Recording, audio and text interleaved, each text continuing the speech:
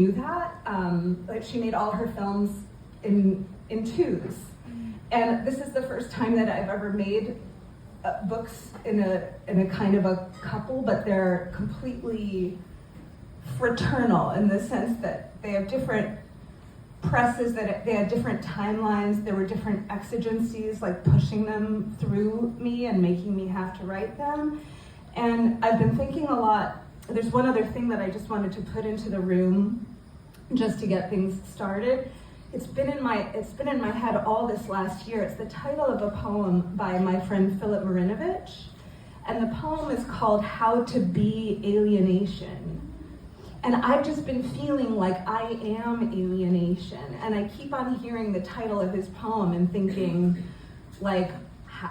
how do you be alienation? I'm asking myself that every day. And in order to publish a book or to write a word or to say a word or like to try and express anything, there has to be some like modicum of trust.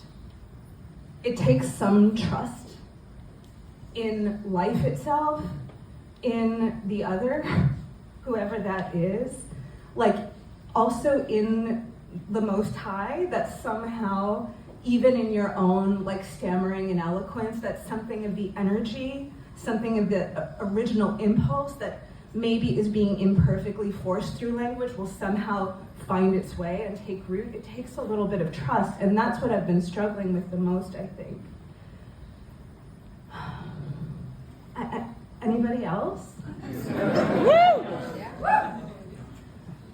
The frontier.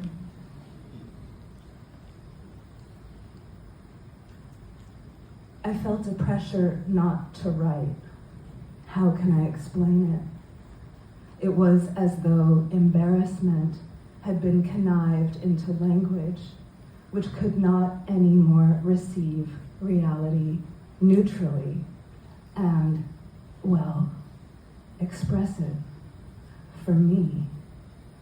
I felt, yes, I am writing, but it wasn't accurate. There was something in the world that hadn't been named or studied, a kind of suctioning action, mostly at the border of my perception and just beyond, that did not need to communicate directly to me for its force to be felt by me. I had trained myself to resist whatever it was for years. Even this I don't know how to explain. My troops were at the border, but after a while things got confusing and I started feeling tired all the time, wanting to lie down in the road or just stay in bed, which was also a form of resistance, or so I was told. And even when I was feeling vigorous and cultivating desires, because if you don't want anything, it's hard to move your body. I felt something in me, always wanting to speak or sing, tell my lover something. I wouldn't end up knowing how to tell them. That when I wrote it down, it also just did not feel accurate. And this went on for years, until a cultural phenomenon caught up with me, and now shame and cruelty clung to words, and they no longer seemed godly, and my experience of the world stayed inside the world, never reaching the threshold of its transformation, never reaching your ear. However you might name the edge where all I feel drops off into infinity, canyons, a hole, to put it mildly, this frontier, the place from which I write you, a light year in the future, from where I perceive the grid of our developments and ideas eaten away at and gouged by hands of wisdom and also of rage, from where I perch like a bird, from where our yearning used to meet the beautiful languages of our century, and from there into our bodies, or did the feeling hit our bodies first, and trust and love make understanding?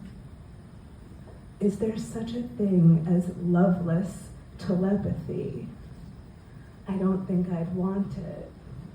The way my man friends spoke of the future, it sounded like a dead neutrality in which their ideas would enjoy free play. The child's head presses down at the door of the world. The cow's horn prods infinity. In infinity, the cow eats patiently beyond the sounds that shape the mouth and borrow the air for our voices. I lost faith in my strength to say it and lost trust in your desire to hear it. I stopped hoping my father would call me. Eventually, I had to accept that I also could not call him. Silence is golden. Silence is dignified. A picture is worth 1,000 words. There was a vogue for silence in writing among adults when I was younger. It was taken to be the correct consequence of slaughter. And those artworks and forms that figured out how to contain this silence were considered the great ones. How can a secret be known as a secret? Asked a now forgotten philosopher. It is no exact science how a world takes form. We know the old books speak of the word splitting the darkness. Gods seem to recede for lack of love. They begin to resemble ghosts, forgotten history, and also the distortion of something talked about if you never get to hear anything better than the talk. So, the female form representing universal wisdom is fashioned and refashioned again. We never learn is true in a way, but truer still, the monument to a kind of time that does not age. If you feel it, then you know.